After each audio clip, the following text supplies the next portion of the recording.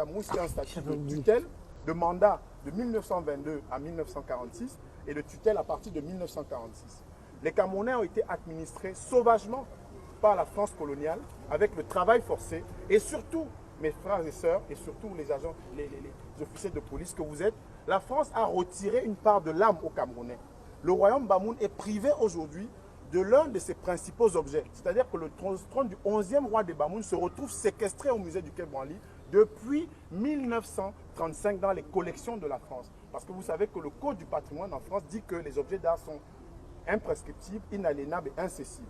C'est le droit de la force et non la force du droit. Pourquoi? Parce que le trône du 11e roi des Bamoun, c'est un trône en l'honneur de sa mère et de sa grand-mère. Ça s'appelle Mandou Yenou. Et quand un Africain comme moi, Zoulou, se rend compte qu'un de ses ancêtres africains a son trône qui se retrouve au musée du Quai Branly, qui s'appelle le Mandou Yenou, il se demande ce que ça fait là-bas. Ce d'autant plus que le président Emmanuel Macron à Ouagadougou, en novembre en 2017, le président Macron s'était déjà engagé pour la restitution à notre continent, le continent berceau de l'humanité qui est piétiné par le Code noir de Colbert qui a dit que ceux qui y venaient étaient des choses, des marchandises, article 44, je cite, eh bien il a dit que le continent africain va être restitué dans sa dignité, dans son âme. Mes chers frères, mes chères sœurs, mes chers officiers de police, on se retrouve aujourd'hui presque en novembre 2020.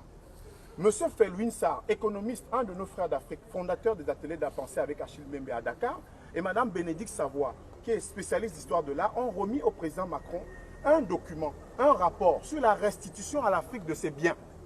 Et on a même accepté parce que quand un voleur vous prend votre objet, vous ne négociez pas. Quand un voleur vous prend votre objet, parce que les militaires français, on l'a dit, c'est explicite, noir sur blanc, ça résulte de vol, de pillage et de séquestration. Les militaires français qui ont déporté le roi des Bamoun Djoya en 1924 et qui l'ont amené dans une autre ville comme Béhanzin a été amené, parce que Béhanzin, on a pris le trône de Béhanzin, on l'a ramené en France. On a pris le trône de Béhanzin.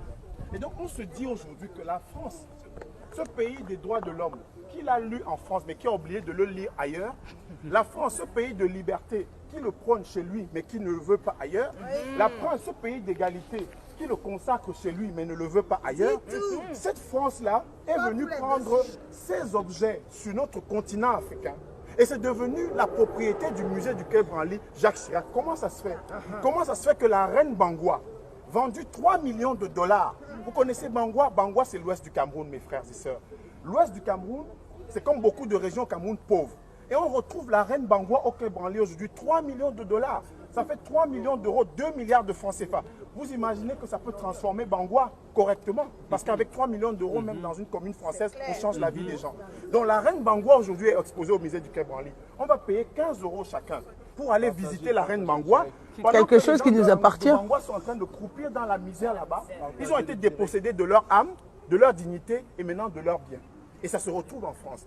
Donc c'est pour ça que quand vous voyez tout ce monde, qui ne sont pas des sauvages, qui ne sont pas des oisifs, qui ne sont pas des gens, comme on dit, méchants, parce que c'est des Africains noirs, nègres, qui sont dans des coteries de mouvements de revendication communautaristes.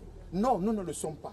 Nous sommes simplement venus dire qu'un dimanche matin, un homme, un enfant de l'Afrique, qui vient dire au président du musée du Quai Branly, c'était Stéphane Martin avant, maintenant c'est un néo-calédonien français qui est devenu président, vraiment pour colorer un peu l'image du Quai Branly, eh bien, on est en train de dire que ce matin, moi, Zoulou peut entrer en prison. Moi, Zoulou peut aller en prison, alors que les masques Pounou, les masques Tchokwe, les masques Bamoun, les masques Kom, les masques Mboshi, les masques Zoulou, les masques Glélé, les masques Dan, qui ont inspiré Picasso. Quel est ce pays où Picasso est le plus grand peintre de l'histoire de l'humanité? Et c'est grâce à l'Afrique que Picasso est devenu Picasso. Mais pourquoi vous voulez envoyer notre frère en prison au lieu de lui dire merci? Comment on envoie moi Zoulou en prison au lieu de lui dire merci? Comment Braque, comment Cézanne, comment Matisse, comment Derain? Vlaminck et Derain sont deux amis. Vlaminck a découvert à Argenteuil dans un bar à Argenteuil, dans ce pays, la France, le pays des droits de l'homme, Vlaminck et Derain. Vlaminck découvre un objet qui a été pillé par des militaires français en Côte d'Ivoire. Ah oui. Des masques dents.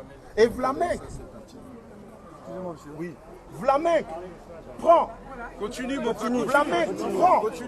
Vlaminck prend l'objet d'art africain dans de Côte d'Ivoire.